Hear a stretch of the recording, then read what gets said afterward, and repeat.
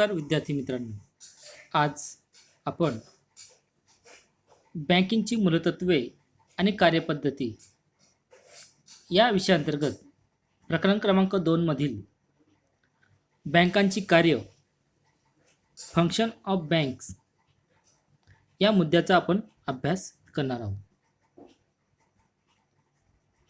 विद्यार्थी मित्रांनो, आधुनिक काळात बँकेची स्थापना आणि संचालन संयुक्त भांडवली कंपनीच्या नियमाच्या आधारावरती त्या ठिकाणी केली जात असते.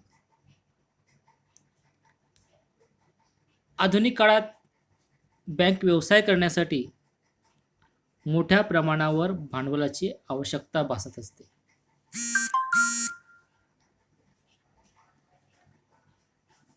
आधुनिक काळात म्हणजे एक बँक आपल्या स्थापनेसाठी लागणारे जे भांडवल आहे ते देश आणि विदेशातून भाग भांडवल बाजारातून समभागाची विक्री करून उभारण्यात येत असते. म्हणून आधुनिक बँकांना संयुक्त भांडवली बँका असेही म्हणतात. आधुनिक काळातील बँका नफा मिळवण्यासाठी जी कार्य करतात त्यांचे प्राथमिक कार्य आणि दुय्यम म्हणजेच गौण कार्य असं वर्गीकरण करण्यात येत असतं. त्यापैकी आपण सुरुवातीला बँकांची जे प्राथमिक कार्य आहे ते बघू. त्या प्राथमिक स्वरूपाच्या किंवा या मुख्य कार्यांना परंपरागत कार्य असे देखील म्हणत असतात. ठेवी स्वीकारणे आणि कर्ज देणे हे बँकांचं परंपरागत कार्य आहे. त्याचा आपण सविस्तर पद्धतीने त्या ठिकाणी आपण विचार करू. तर ठेवी स्वीकारणे, तर व्यापारी बँका ठेवी स्वीकारण्याला प्राधान्य देतात, म्हणून त्यांना ठेव बँक असंही म्हणतात. व्यापारी बँका समाजातील सर्व स्तरातील लोकांकडून ठेवी स्वीकारतात. या ठेवी मागता क्षणी परत करण्याच्या अटीवरती स्वीकारल्या जातात. या ठेवींचे वेगवेगळे प्रकार त्या ठिकाणी पाडण्यात येत असतात. मग त्यातील पहिला जो प्रकार आहे ठेवींचा तो म्हणजे चालू ठेवी. विद्यार्थी मित्रांनो, या चालू ठेवी बँकांच्या चालू खात्यावरती जमा केल्या जातात. या खात्यावर ठेवीदार दिवसातून कितीही वेळा ठेवी जमा करू शकतात आणि कितीही वेळा ते काढू शकतात. ठेव ठेवण्याच्या रकमेवरती आणि काढण्यावरती कोणत्याही प्रकारचं बंधन नसतं. ठेवीदार केव्हाही ठेव काढून नेऊ शकतो. त्यामुळे या खात्यावरील जो पैसा आहे तो पैसा बँकांना जवळ त्या ठिकाणी बाळगावा लागतो. तो कर्ज रूपाने देता येत नाही. त्यामुळे बँका या ठेवींवर व्याज देत नाही. दिलेच तर ते फार अत्यल्प असतं. अशा प्रकारे चालू ठेवी हा एक ठेवीचा एक प्रकार या ठिकाणी आपल्याला अभ्यासता येतो. दुसरा प्रकार आहे तो म्हणजे बचत ठेवी. तर बचत ठेवी या बचत खात्यावरती जमा केल्या जात असतात. या खात्यावरील ठेवी लोकांना बचत करण्यास प्रोत्साहित करतात. या खात्यावर दिवसातून कितीही वेळा कितीही पैसा जमा त्या ठिकाणी करता येत असतो. परंतु काढण्यावर मात्र बँकांचं नियंत्रण असतं आणि तोही एका विशिष्ट मर्यादेपर्यंत आपल्याला ती रक्कम काढता येत असते.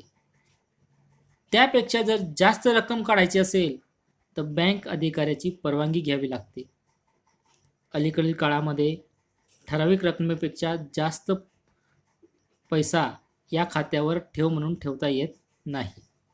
त्यावर बँकांचं नियंत्रण असते.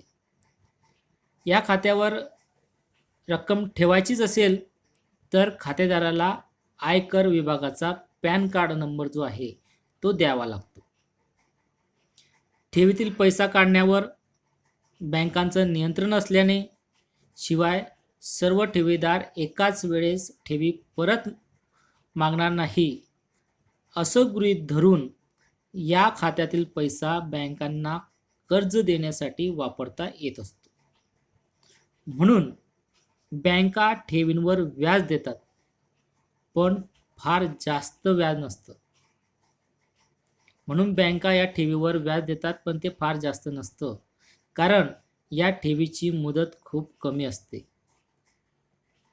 देशातील जे नोकर वर्ग आहेत, व्यापारी आहेत, उद्योजक आहेत, शेतकरी आहेत, या सर्वांना हे बचत ठेवीचे जे खातं आहे ते फार उपयुक्त त्या ठिकाणी ठरत असतं. पाश्चिमात्य देशांमध्ये बचत गोळा करण्याचं जे काम आहे ते बचत बँका स्वतंत्रपणे त्या ठिकाणी करीत असतात. परंतु भारतात बचत ठेवी ज्या आहेत त्या ठिकाणी त्या व्यापारी बँकांमध्येच जमा केल्या जात असतात. अशा प्रकारे बचत ठेवी हा एक ठेवीचा एक प्रकारे आपल्याला त्या ठिकाणी स्पष्ट करता येतो. पुढचा प्रकार आहे तो म्हणजे मुदत ठेवी. आता निश्चित किंवा ठराविक कालावधीसाठी ज्या ठेवी ठेवल्या जातात त्यांना मुदत ठेवी असे म्हणतात. साधारणपणे 45 दिवसापासून ते 5 वर्ष ते 10 वर्षापर्यंतच्या कालावधीसाठी मुदत खात्यावर या ठेवी जमा करता येत असतात. या खात्यावर जमा केलेल्या ठेवी मुदत बंद असल्याने मुदतीच्या आत काढता येत नाही. खूपच गरज भासली तर या ठेवीच्या आधारावर बँक ठेवीदाराला कर्ज देत असते. कर्ज नको असेल तर ठेवीदारांच्या आग्रहाखातर ठेव परत केली जाते, परंतु त्यावर जो ठरलेला जो व्याजदर आहे तो दिला जात नाही. काही कपात करून ठेव परत केली जात असते. हा पैसा बँकांना बराच काळ वापरता येत असतो. जेथे लाभ जास्त असतील तेथे तो गुंतविला जात असतो. लाभ होत असल्याने मुदत ठेवीवर जास्त व्याज दिलं जात असतं. ज्या लोकांना आपल्या पैशाबाबत जोखीम नको असते, जे सुरक्षिततेला प्राधान्य देतात, आपल्या ठेवी सुरक्षित राहायला पाहिजे, पैसा सुरक्षित राहायला पाहिजे, त्यांना व्याज रूपाने निश्चित उत्पन्न हवे असते, अशा लोकांसाठी मुदत ठेव हा एक चांगला पर्याय त्या ठिकाणी मानला जातो. पुढचा प्रकार आहे ठेवीचा तो म्हणजे पुनरावर्ती ठेवी. आता बँकांमधील या ठेवीचा हा अलीकडचा प्रकार त्या ठिकाणी मानला जातो. या खात्यावर ठेवीदार दररोज, आठवड्याला किंवा महिन्याला कमीत कमी 5 रुपयापासून पुढे ठेव म्हणून त्या ठिकाणी त्या पुनरावर्ती ठेवीमध्ये त्या ठिकाणी खात्यामध्ये त्या ठिकाणी तो जमा करू शकतो. याची कमीत कमी जी मुदत आहे ती 1 वर्ष ते जास्तीत जास्त 5 वर्ष असते. बऱ्याच बँकांचे प्रतिनिधी ह्या ठेवी गोळा करण्याकरता ठेवीदारांच्या घरी, व्यवसायाच्या ठिकाणी जात असतात. मोठ्या व्यापारी बँकांमध्ये या ठेवी जमा करण्यासाठी ठेवीदाराला स्वतः किंवा प्रतिनिधीला जावं लागत असते. या खात्यातील ठेवी विशेष परिस्थितीशिवाय, अन्य कारणाशिवाय मुदतीच्या आत काढता येत नाही. या ठेवीमुळे लोकांना दैनंदिन बचत करण्याची सवय लागत असते. या ठेवी ठराविक काळासाठी जमा होत असल्याने यावर व्याज दर जो असतो तो मुदत ठेवीसारखाच जास्त दिला जात असतो. या खात्यावर नियमित पैसा जमा होत असल्याने बँकांची रोखता त्या ठिकाणी वाढते. म्हणून ठेवी आकर्षित करण्यासाठी बँका बरेच त्या ठिकाणी प्रलोभने देत असतात. अशा प्रकारे पुनरावर्ती ठेवी हा एक प्रकार या ठिकाणी आपल्याला अभ्यासता येतो. आणखी एक ठेवीचा प्रकार आहे तो म्हणजे गृह बचत ठेवी. आता समाजातील बऱ्याच लोकांना मोठ्या ठेवी जमा करणे शक्य नसतं. बऱ्याच लोकांचे उत्पन्न हे खूपच कमी असते. अशा लोकांना लहान लहान बचती करण्याची सवय लागावी म्हणून बँकांना गृह बचत ठेवींचा पर्याय खातेदारासमोर बँका ह्या गृह बचत ठेवीचा जो पर्याय आहे तो खातेदारांसमोर त्या ठिकाणी ठेवत असतात. अशा ठेवी जमा करण्यासाठी बँक आपल्या खातेदाराला एक सुरक्षित गल्लापेटी देत असते. मग खातेदार गल्लापेटी आपल्या घरी घेऊन जात असतो. गल्लापेटीत पैसे टाकण्यासाठी एक फट असते. खातेदार त्यात दररोज किंवा जमेल तसे तो पैसे त्यामध्ये टाकत असतो. विशिष्ट मुदतीनंतर किंवा गल्लापेटी भरल्यानंतर खातेदार ती पेटी बँकेत नेतो. विशेष म्हणजे खातेदाराला गल्लापेटीतून पैसे काढता येऊ नये म्हणून त्याची चावी बँकेकडे जमा असते. खातेदाराने पेटी आणल्यानंतर बँक अधिकारी तिला उघडून त्यातील नोटा व नाण्यांची मोजणी करून एकूण रक्कम खातेदाराच्या खात्यात जमा करतो. या ठेवीवर बँक खूपच कमी व्याज देते. अशा प्रकारे गृह बचत ठेवी हा एक प्रकार या ठिकाणी आपल्याला स्पष्ट करता येतो. आणखी एक प्रकार तो म्हणजे नवनवीन ठेव योजना. विद्यार्थी मित्रांनो, आधुनिक बँका ठेवी आकर्षित करण्यासाठी नवीन नवीन ठेव योजना सादर करीत आहेत. जसे अनिश्चितकालीन ठेवी, यात ठेवींचा निश्चित कालावधी नसतो. विशिष्ट स्थितीतच ठेवी काढता येतात. ठेवीदाराला ठेवीवरील व्याजच काढता येत असते. ठेव रक्कम दुप्पट, तिप्पट, चौपट योजना याबरोबरच अलीकडील काळात पेन्शन योजना सुरू केलेली आहे. खातेदाराने विशिष्ट रक्कम खात्यात जमा करायची आणि सेवानिवृत्त झाल्यावर आजन्म पेन्शन प्राप्त करायचे. बऱ्याच योजनांमध्ये पुढील पिढीला उत्पन्न मिळेल अशीही तरतूद त्या ठिकाणी असते. अशा प्रकारे ठेवींचे आपल्याला वेगवेगळे प्रकार त्या ठिकाणी आपल्याला सांगता येतात. तर प्राथमिक बँकांचं जे प्राथमिक कार्य आहे, आता आपण त्या ठिकाणी जे सुरुवातीला आपण ठेवी स्वीकारणे हे बँकांचं प्राथमिक कार्य बघितलं. आता आपण कर्ज देणे हे दुसरं कार्य त्या ठिकाणी बघू. आता बँका ठेवीदार आणि कर्जदार या दोघांमध्ये मध्यस्थाची भूमिका त्या ठिकाणी पार पाडत असतात. ठेव रूपाने जमा झालेला पैसा गरजू व्यापारी, उद्योजक आणि व्यावसायिकांना उत्पादक कार्यासाठी विशिष्ट तारण, जमीनदार, साक्षीदार यांच्या हमीवर अल्प, मध्यम आणि दीर्घ मुदतीसाठी कर्ज देतात. बँकांकडे ज्या ठेवी जमा होतात त्यातून रोख राखीव निधी, वैधानिक रोखता यानुसार काही रक्कम बाजूला काढून उर्वरित रक्कमा कर्जाने किंवा कर्जाऊ दिल्या जात असतात. ठेवीवरील व्याजदर आणि कर्जावरील व्याजदर यांच्यातील अंतर म्हणजे बँकांचा नफा हा निश्चित करत असते. मुळात बँक ही संस्था नफ्याच्या हेतूने स्थापन करण्यात आलेली असते. बँका कर्ज देताना सुरक्षितता, रोखता आणि लाभप्रदता यांचा विचार त्या बँका त्या ठिकाणी करत असतात. मग अशा प्रकारे कर्जाचे जे प्रकार आहेत ते प्रकार आपण या ठिकाणी बघू. तर बँका व्यापार, उद्योग, शेती, व्यवसाय इत्यादी कारणांसाठी 5 प्रकारचे कर्ज उपलब्ध करून देतात. आता ते कर्ज कोणतं आहे, तर पहिलं जे कर्ज आहे ते म्हणजे मुदत कर्ज. आता मुदत कर्जाला प्रत्यक्ष किंवा थेट कर्ज असेही म्हणतात.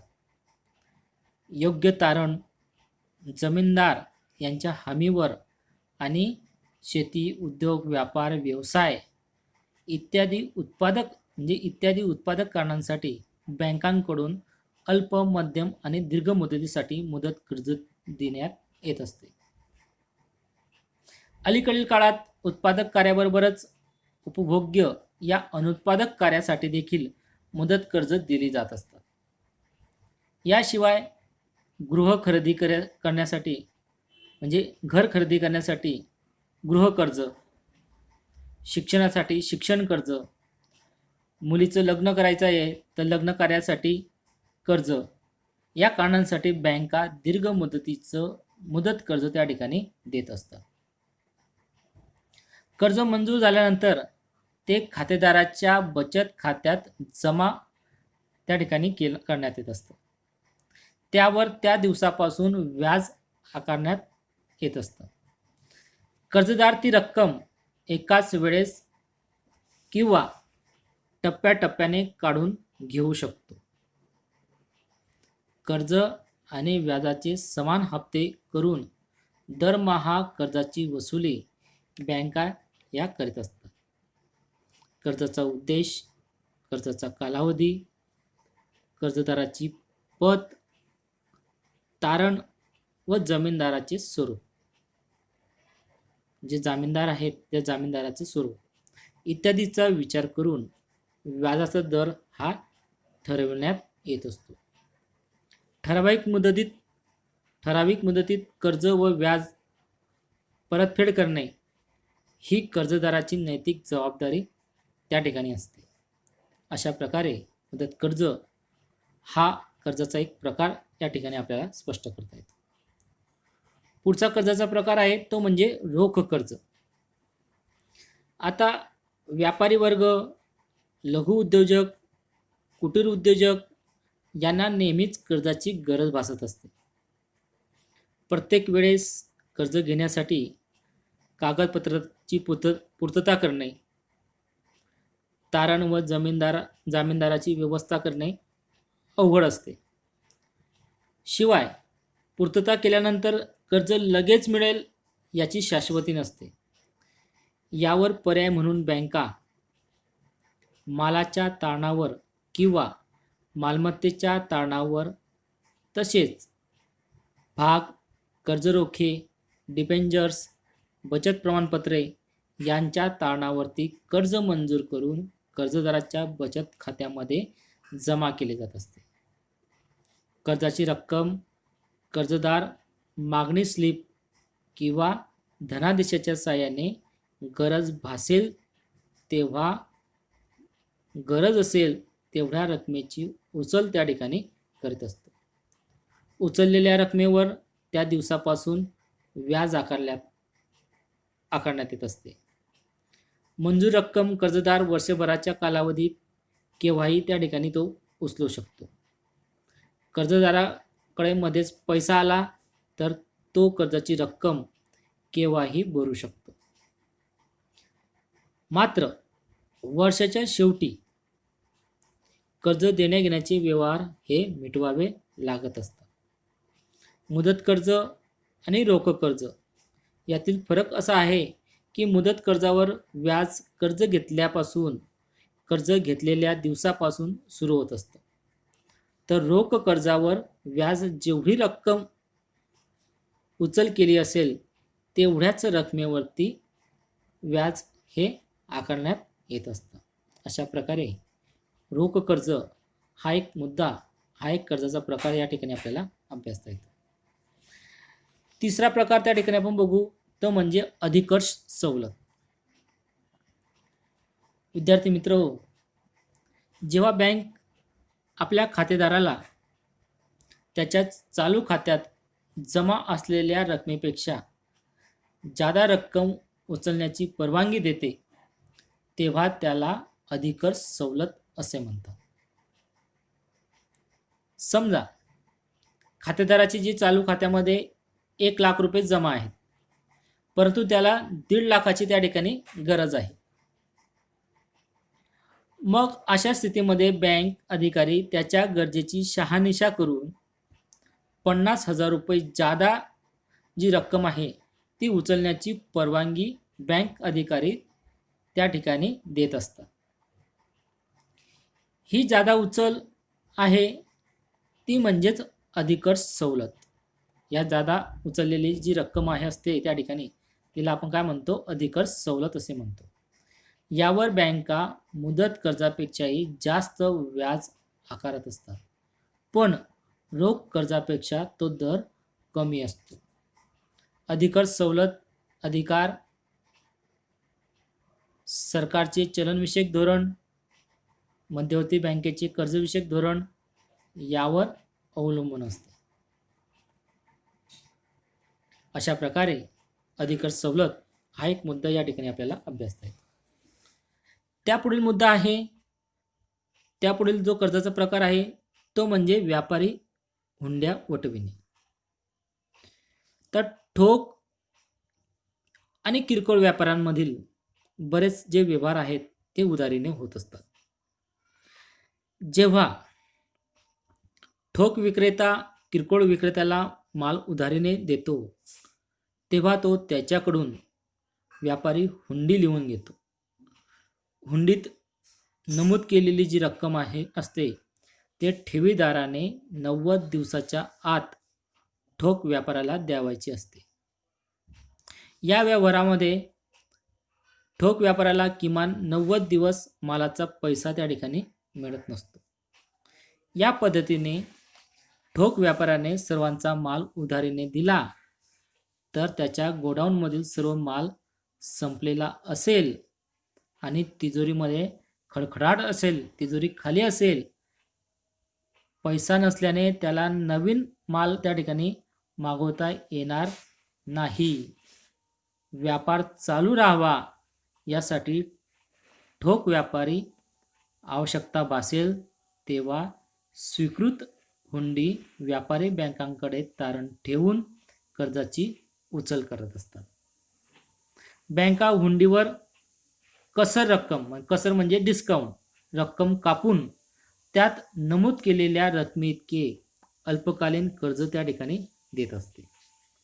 याला व्यापारी हुंडीची वटवणूक असं म्हणत असतात. माल खरेदी करणाऱ्या व्यापाऱ्याने 90 दिवसाच्या आत कर्ज व व्याज रक्कम भरून हुंडी सोडवून न्यावायची असते. अशा प्रकारे व्यापारी बँक व्यापारी हुंड्यांची वटवणूक करून व्यापार प्रोत्साहित त्या ठिकाणी करीत असते. त्यापुढील कर्जाचा प्रकार म्हणजे पतनिर्मिती करणे.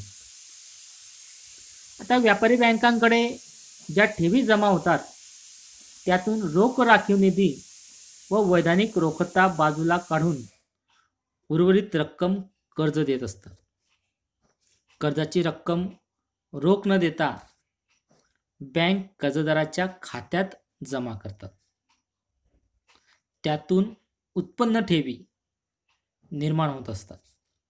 खातेदाराने रोख पैशाऐवजी धनादेश, डिमांड ड्राफ्ट यांच्या साहाय्याने व्यवहार जर केला तर पत पैशाचा काय होत असतो, विस्तार होतो. कर्ज देण्यातून ही प्रक्रिया ही चालूच राहत असते. अशा प्रकारे पतनिर्मिती हा एक प्राथमिक कार्य या बँकांचं या ठिकाणी आपल्याला या ठिकाणी स्पष्ट करता येईल. दुसरा भाग तो म्हणजे दुय्यम किंवा गौण कार्य. तर विद्यार्थी मित्रांनो, बँकांचं जे दुसरं जे कार्य आहे ते दुय्यम किंवा गौण कार्य. तर ठेवी स्वीकारणे आणि कर्ज देणे व पतनिर्मिती करणे या परंपरागत कार्याबरोबरच व्यापारी बँका काही आधुनिक कार्य देखील त्या ठिकाणी करीत असतात.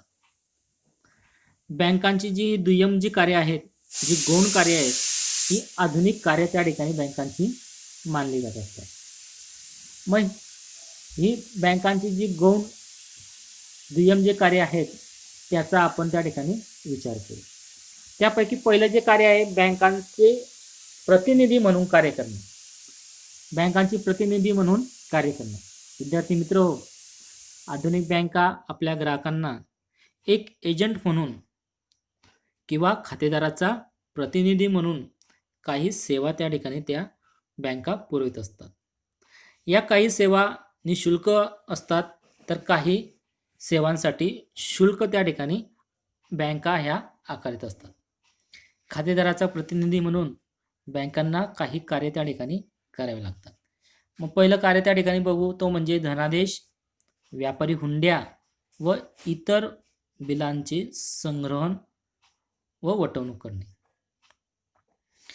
विद्यार्थी मित्र, पहिलं जे कार्य आहे बँकांचं प्रतिनिधी म्हणून कार्य करण्याचं, ते म्हणजे खातेदाराचा हस्तक किंवा प्रतिनिधी म्हणून बँक खातेदाराचे जे धनादेश, डिमांड ड्राफ्ट, व्यापारी हुंड्या, कर्जरोखे इत्यादी गोळा करून त्यांची वटवणूक त्या ठिकाणी करीत असतात आणि खातेदाराला पेमेंट करीत असतात.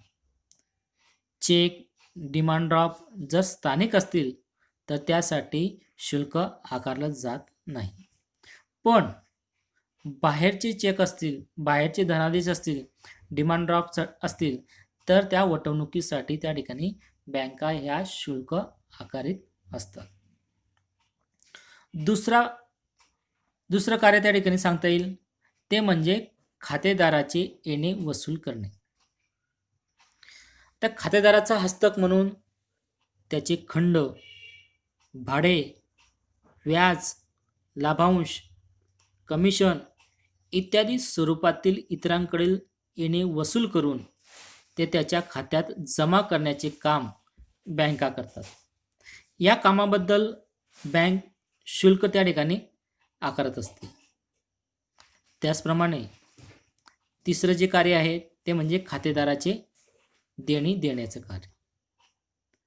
तर खातेदाराचे जसे इतरांकडून घेणे असते तसेच त्यांचे देणेही असतात. इतरांकडून कर्ज घेतले असेल तर कर्ज व व्याजाची परतफेड करणे, खातेदाराच्या विम्याचे हप्ते भरणे व इतर भरणा करण्याचे काम या व्यापारी बँका करत असतात. याबद्दल बँका शुल्क आकारत असतात. अशा प्रकारे हे खातेदाराचं बँकांचं एक प्रतिनिधी म्हणून कार्य या ठिकाणी आपल्याला सांगता येतं. पुढचं कार्य ते म्हणजे रोख बाजारातून खरेदी विक्री करणे. आता खातेदारासाठी बँका प्राथमिक व दुय्यम बाजारातून वेगवेगळ्या कंपन्यांचे भाग, कर्जरोखे खरेदी करतात. सरकारी कर्जरोखे खरेदी करतात आणि खातेदाराने आदेश दिल्यावर त्याची विक्रीही त्या ठिकाणी करीत असतात.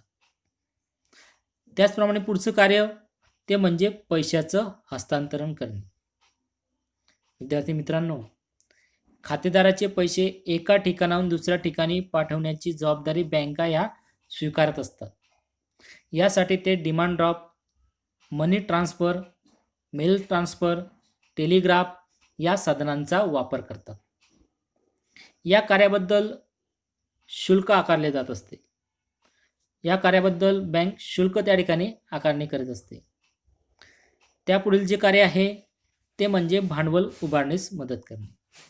विद्यार्थी मित्रांनो, देशातील एखादी कंपनी जेव्हा नवीन कंपनी सुरू करणे, त्या कंपनीचा विस्तार व आधुनिकीकरण करणे, उत्पादनाचे विविधीकरण करणे, कंपनी ताब्यात घेणे इत्यादीचा विचार त्या ठिकाणी करते, तेव्हा त्यासाठी लागणारे जे भांडवल असते त्या भांडवल बाजारातून भाग, कर्जरोखे विक्री करून भांडवलाची उभारणी करण्याची जबाबदारी बँक त्या ठिकाणी स्वीकारत असते. ठरलेल्या काळामध्ये भाग, कर्जरोखे त्या ठिकाणी विक्री झाली नाही तर उर्वरित भाग स्वतः खरेदी करून भांडवल उभारण्यास बँका ह्या मदत करीत असतात. या कार्याबद्दल बँक शुल्क त्या ठिकाणी आकारित असते. त्यापुढील जे कार्य आहे ते म्हणजे विश्वस्त म्हणून कार्य करणे. आता एखादी व्यक्ती असे इच्छापत्र त्या ठिकाणी तयार करते की माझ्या अपघाती किंवा नैसर्गिक मृत्यूनंतर माझ्या मालमत्तेचा सांभाळ माझे मुले सज्ञान होईपर्यंत बँकेने त्या ठिकाणी करावा. म्हणजे या मृत्यूपत्रानुसार बँक त्या मृत खातेदाराच्या मालमत्तेचा त्याची जे मुलं सज्ञान होईपर्यंत ते बँक काय करत असतं, त्या पैशाचं त्या ठेवींचं व्यवस्थापन त्या ठिकाणी बँका ह्या करीत असतात. याबाबत कायदेशीर बाबींचं बँक त्या ठिकाणी पालन त्या ठिकाणी करीत असते. त्यापुढील कार्य ते म्हणजे ग्राहकाचा हवाला घेणे. आता याला ग्राहक हमीपत्रक असं देखील त्या ठिकाणी म्हणत असतात.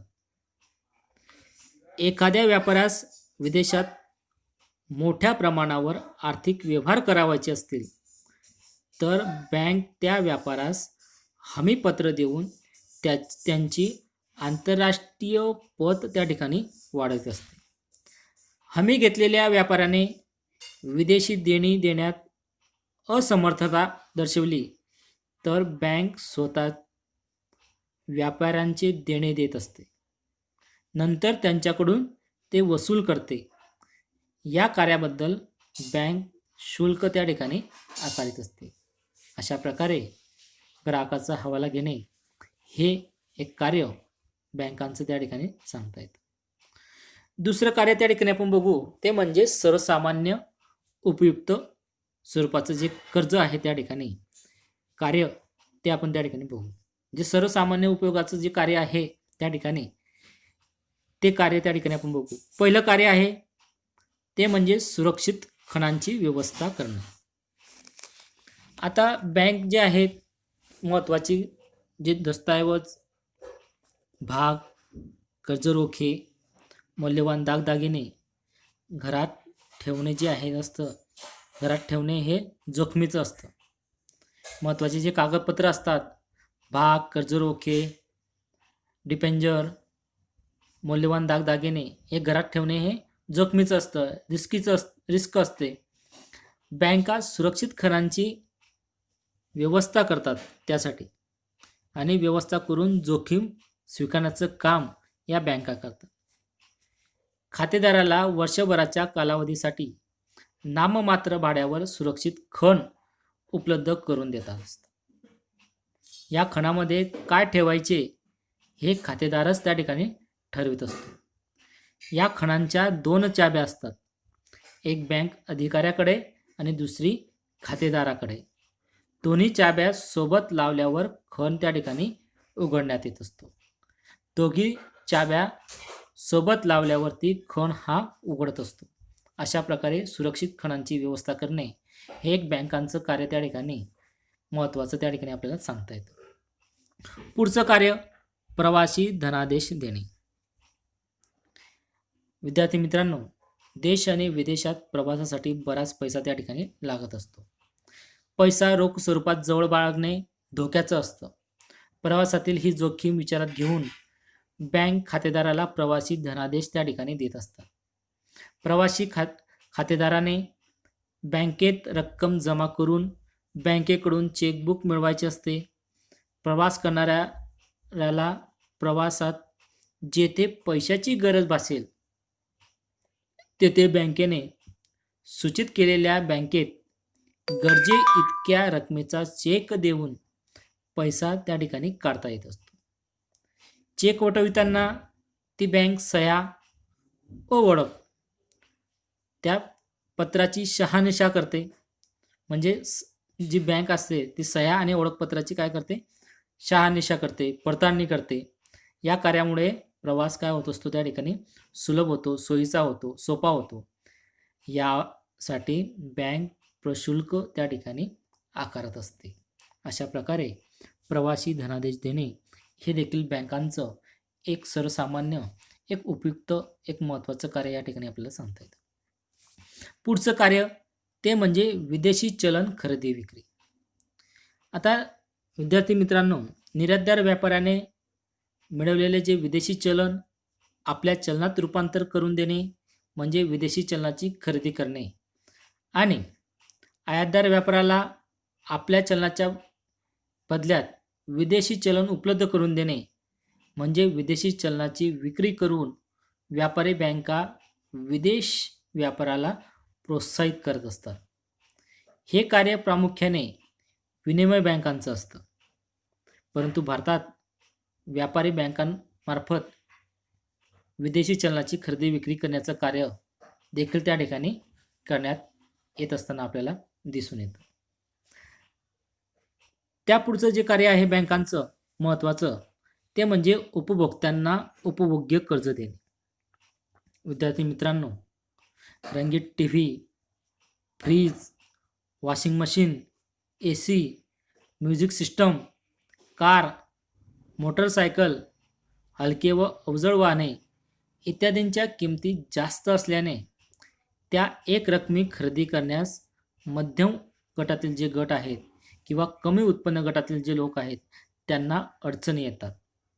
बँका हाय पर्चेस सिस्टीमच्या माध्यमातून ह्या वस्तू खरेदी करण्यासाठी अल्प व दीर्घ मुदतीची कर्ज त्या ठिकाणी उपलब्ध करून देत असतात.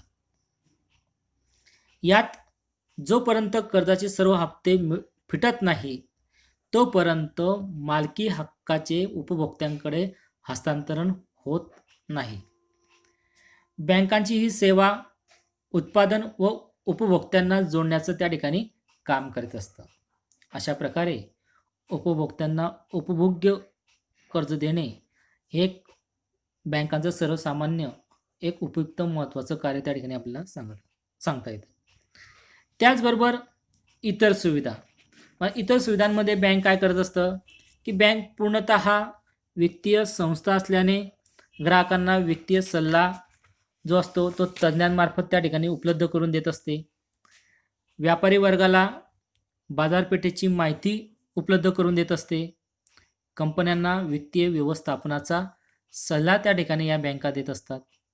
त्याबद्दल त्या सेवांचं जे शुल्क आहे त्या ठिकाणी ही बँक त्या ठिकाणी आकारित असते.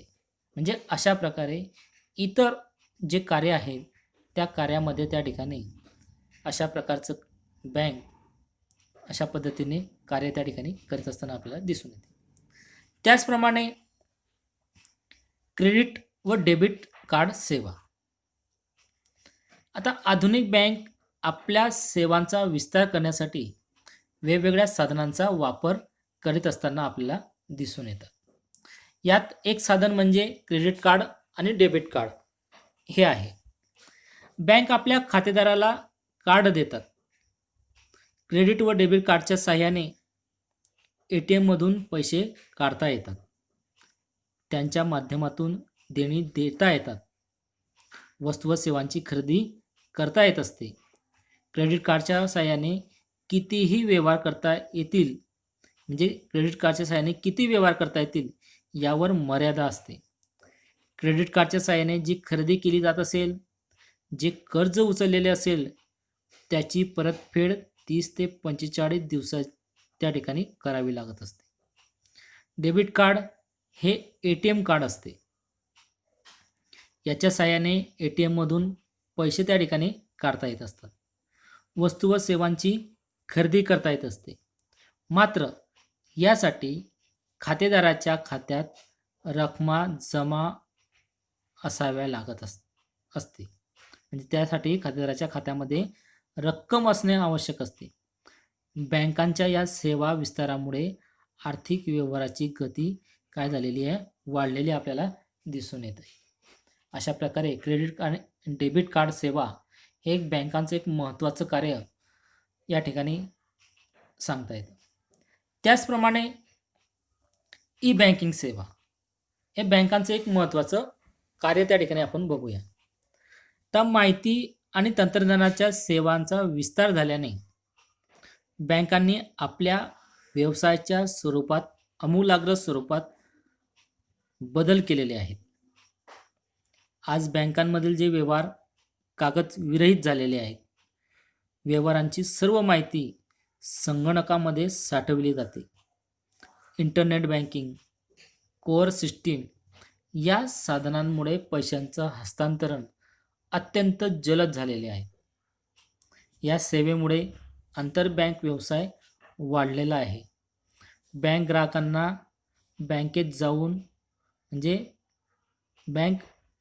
बँकेत जाऊन व्यवहार करण्याची आवश्यकता आता राहिलेली नाही. तो ग्राहक घरी बसून आपल्या देण्याघेण्याचे व्यवहार पार पाडू शकतो. अशा प्रकारे आधुनिक काळामध्ये या बँका अनेक कार्य त्या ठिकाणी करीत असताना आपल्याला दिसून येतात. त्यातून बँक व्यवहार त्या ठिकाणी वाढलेले आहेत. बँकांची लाभप्रदता त्यामुळे वाढलेली आपल्याला दिसून येते. अशा प्रकारे विद्यार्थी मित्रांनो, बँकांची कार्य हा एक मुद्दा या ठिकाणी आपल्याला अभ्यासता येतो. धन्यवाद.